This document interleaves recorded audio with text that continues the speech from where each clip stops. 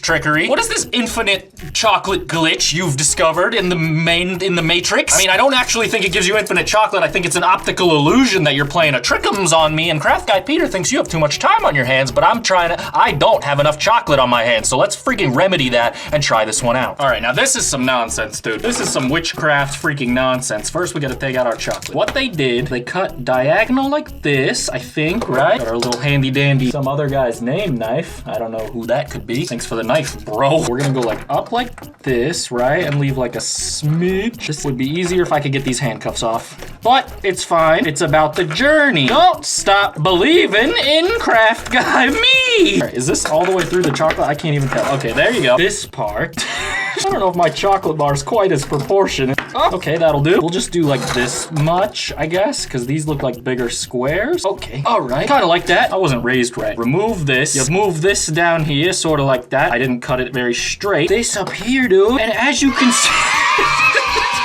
It looks the same, practically. Are you guys seeing this? They don't have to be exact, okay? They don't just gotta, and look, this is a full chocolate bar that you could present to somebody if you wanted. But then you got all these little scraps for yourself. This little bonus candy. Should I try it again and try to do it straighter? We're gonna cut it right here.